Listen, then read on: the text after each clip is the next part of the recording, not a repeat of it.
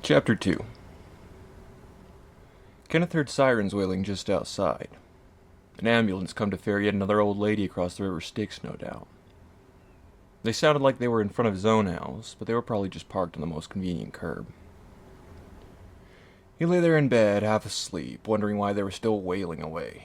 Why was it so loud? It took too long for him to realize that they weren't sirens at all, but his cell's alarm blaring on the bedside table. He crawled to the edge of the bed and reached out like a sloth in a tree. The edge of his finger found the corner of his phone and he clawed at it, dragging it closer until he could grab hold. He flicked the charging cable from its dock and retracted himself back under the covers, swiping the dismiss prompt on the screen. Halfway through mentally preparing himself for the coming school day, he realized that it was Saturday. Not only that, it was summer vacation. He should have felt relieved, glad that he could nestle up against his pillow and return to whatever dream world he'd been so rudely torn from, but he just felt dumb. He rolled onto his side and pulled the covers up over his face in an effort to squeeze the last drops of rest from his eyes before the chemicals in his brain could fully catch up, but they were already putting on their coats, hopping into their cars, and getting drive-through breakfast sandwiches. They flooded into office buildings, running around and chattering amongst themselves, cranking the levers and pulleys, winding up the machine, uncaring and unaware of that machine's own desires. The self-appointed general manager of the largest of these office buildings cheerily told him that he might as well get up, and he would have argued if not for the grumbling in his stomach. After a few moments, he finally rose, swept the covers aside, picked up his phone, and unlocked it. A colorless row of goofy symbols lined the notification bar at the top of the screen. He swiped down to check them. It was mostly a stack of notifications from unused apps that had long since faded into the background noise of his life, plus a few texts from his school friends. Not school friends, he corrected himself. Friends from school. Not only was it summer, it was the summer after senior year. Kenneth would never have to go to school again. That might have excited him, if not for the fact that none of his friends were in the same boat. Jake and Alan still had one more year. Stacy was his age, but she was going off to college in a few months. Kenneth wouldn't be going to college at all if he could help it. 3+ more years of study just so he could be overqualified for an underpaying job, leading to decades living under the shadow of debt? No thanks. The first text was from Stacy. He must have fallen asleep in the middle of last night's conversation. She was excited for their date on Sunday. He was looking forward to it too. He wanted to spend as much time with her as he could before their inevitable pre-college breakup. Another was from Jake. Some bullshit about aliens. He thought to himself, yeah, I bet our shitty little town is of great interest to the most advanced species in the galaxy, and then just set an emoji of a UFO next to a Raffle Mal face. The last was not from a friend, but from his mom. Some gif of a cartoon dog that covered half the screen. The kind of thing only a middle-aged parent would ever send. He never responded to those, and she didn't care whether he did or not. Whenever his parents left him home alone, especially since his diagnosis, they just wanted him to know that they cared.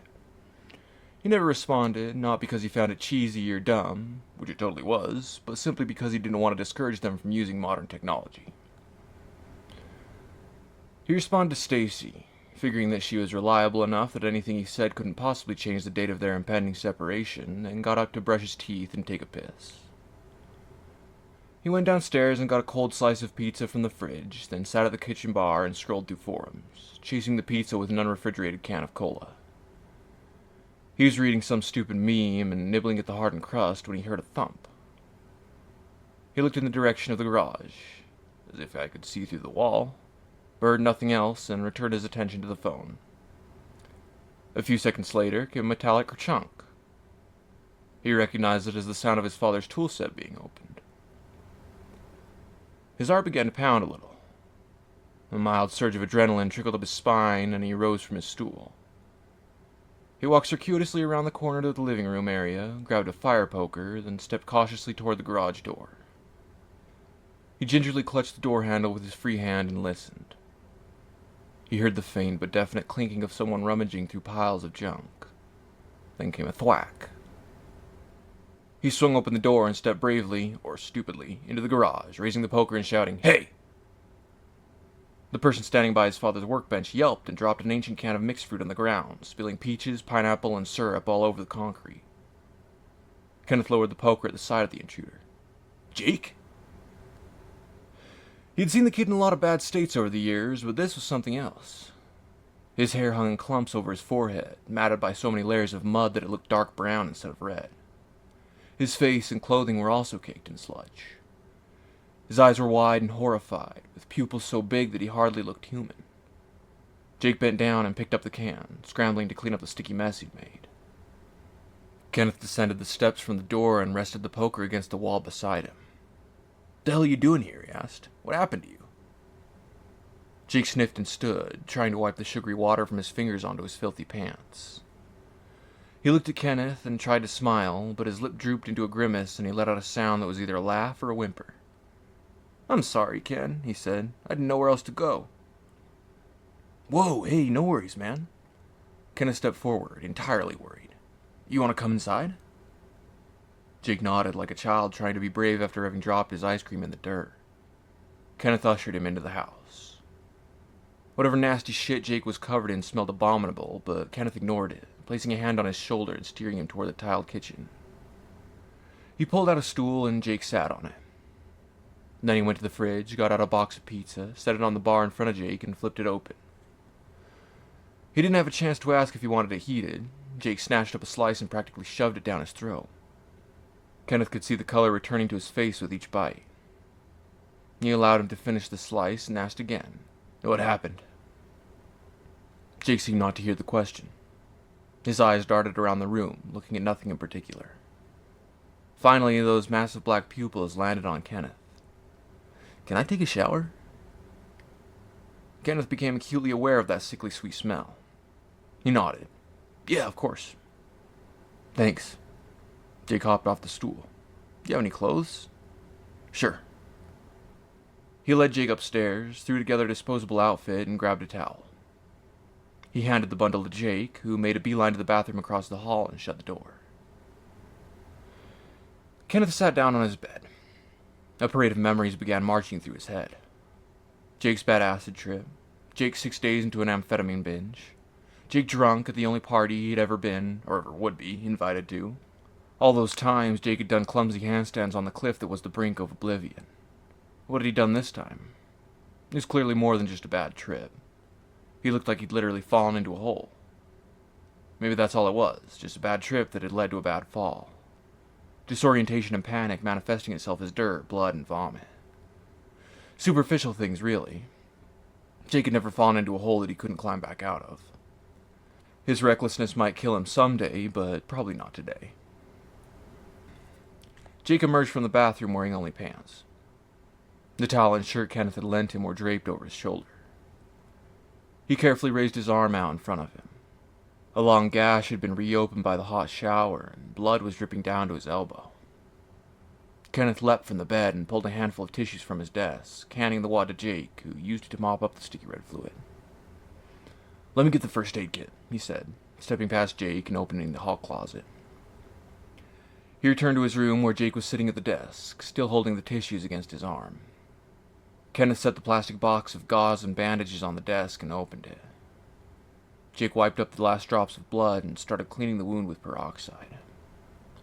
"What happened?" Kenneth repeated. Jake hesitated. "I fell out of the treehouse." Kenneth stared at him. Jake ignored the look and proceeded to tape a piece of gauze to his arm. The shower seemed to have calmed him down somewhat, but his eyes were still haggard and filled with dread. Kenneth continued to wait for a real answer. Jake tore a final strip of tape from the roll. "Have you ever—" he began finally. He pressed the tape against the skin and let his arm fall to the side. "Have you ever seen anything that made you question reality?" Of course he had. They both had. That was the point of doing drugs in the first place, wasn't it? Kenneth sat on his bed. "I don't know what you mean." "Do you believe in time travel?" Kenneth furrowed his brow. "Mythology?" "Mythology?" Kenneth echoed. Jake sighed. "I saw fairies last night." He held up his arm. "They stitched me up." Kenneth leaned away. "Fairies?" Jake nodded. "Or something like that. Little people with wings, in the forest." What'd you take last night? Nothing unusual. Just weed? Just weed. It was probably a hallucination. Jake shook his head emphatically. No, it definitely wasn't. I've seen fairies before. Not like this. Kenneth sighed and massaged his temples. Help me out, Jake. Jake hesitated, but finally recounted his experience from the night before. The creature in the mask, the chase, being dragged through the portal and attacked, then being helped by the little flying people. Kenneth sat patiently and listened. He had a lot of questions, but he held them until the end. He doubted that any of them even had answers. And Jake was right. Kenneth had never had a hallucination like that before. Definitely not one so realistic that it could actually hurt him. What really struck Kenneth was the fear in those big black eyes. Whatever the case, that fear was real. Why did you chase the monster? He asked finally. Jake shrugged and forced a laugh. I honestly don't know. Kenneth nodded. He thought of asking why Jake would then run from his supposed saviors, but he figured he'd get the same answer. I think it took my phone. Kenneth's ears perked up at that. Why don't we try calling it? Jake laughed dryly, then appeared thoughtful. That's actually a good idea. Worth a shot, right? Kenneth whipped out his own cell and dialed, putting it on speaker. They both leaned forward expectantly, but the phone went straight to voicemail. Of course, Jake said quietly. There were no cell towers back then. Back when, Jake? When mythical creatures were real? Back then? Yeah, Jake shrugged. We're out there, whenever or wherever that thing came from. Through the portal at the reservoir. You don't believe me. I believe that you believe. Gee, thanks, Doc. At least I'm not a liar. Kenneth threw up his hands. I don't know what to think, Jake. The universe is a weird place. You just gotta think in terms of probability, you know? Occam's razor. I know what I saw. Kenneth said nothing. Jake stood. I'll show you. Kenneth didn't like the sound of that. What if there's nothing there? He asked. What if there's no portal and no monsters? If you still believe what you saw, wouldn't that just be frustrating? If there's nothing there, I guess I'll just have to let it go. Why not just let it go now? Jake paused to think. Because I want my phone back. Kenneth groaned and rubbed his eyes. It wasn't really the danger that made him hesitate, but the exertion of leaving the house. That realization helped him make up his mind. He threw up his arms in surrender. Fine, let's go. They entered the forest through the fence behind the church the way they had for years. The birds were singing and cooing peacefully, making no indication that anything bad had happened or could ever happen here. As they stepped through the underbrush, there was a rustling noise nearby. Jake jumped at the sound, but it was only a deer galloping away from their human stench. They continued on through the trees and shrubs, helping each other to vault the mess of fallen logs that littered the ground. The scrubs and thorny bushes gave way to rattling snake grass and cattails as they neared the bank of the southernmost stream that fed the reservoir. They walked along the creek until they found the makeshift bridge that granted access to the deeper parts of the forest, and they crossed. They passed through a thicket and down a slope onto the path that led to the clearing where the treehouse was. Jake explained to Kenneth that this is where he had spotted the creature. Kenneth was about to ask him some follow-ups when they heard a whistle and a shout from the end of the clearing to the west. They froze and looked to see a uniformed officer picking his way clumsily through the foliage toward them. Jake took a defensive stance as if he might run, but Kenneth put a hand on his shoulder. Hello, boys, the officer called and waved. Jake nodded. The officer? Jake, said the man. What a surprise. He looked expectantly from Jake to Kenneth. This is Ken, Jake explained. The officer shook Kenneth's hand without introducing himself. What are you kids doing down here? Just going for a stroll, said Jake. Is that so? The officer squinted at them both. Are we in trouble? Asked Kenneth. That depends. On? The man looked around as if checking for prying ears, then leaned in conspiratorially. You haven't seen anything suspicious in the area, have you? Suspicious? Kenneth said. Like what? Killers, the man hissed. Dead bodies, maybe? Jesus, cried Jake. What the hell do you mean? I really can't say much, the officer explained. Ongoing investigation, you know. He gave a smirk that made Kenneth think he wanted them to inquire further. That's understandable, said Kenneth. You gotta follow protocol. The man nodded apologetically. So you haven't seen anything? Kenneth looked at Jake, who was standing with lips pressed and eyebrows knotted. Kenneth shook his head. Sorry, nothing comes to mind. The officer nodded again. Would you mind coming with me for a few quick questions? Kenneth shrugged. That shouldn't be a problem. He wasn't sure what was happening at first. There was a blur in his periphery and the feel of whooshing air against his skin. The officer shouted, and it was only as the man was reaching for his waist that Kenneth realized what was going on. By that time, however, Jake was already past the treehouse and on his way out of the clearing.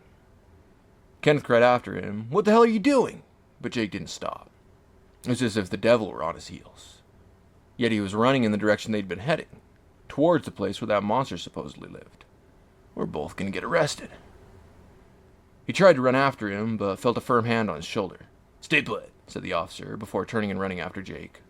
Like hell I will. Kenneth ran after him. The officer yelled back, What did I say? But didn't press the matter. They lost sight of Jake for a moment as he passed through the tree line bordering the hills, but caught another glimpse as he mounted the sloping path toward the wetlands. They followed him, gaining ground as he scrambled up the incline, and called after him again. He continued to pay no heed, so they continued to pursue. They closed in on him as the path dipped downward. He seemed like he was about to mount the other side of the divot, and Kenneth was sure they would be able to catch him before he made it, but Jake leapt suddenly to the left and into a thicket that had looked impenetrable a moment before. Kenneth and the officer skidded to a halt on the path, watching as Jake plunged into the undergrowth.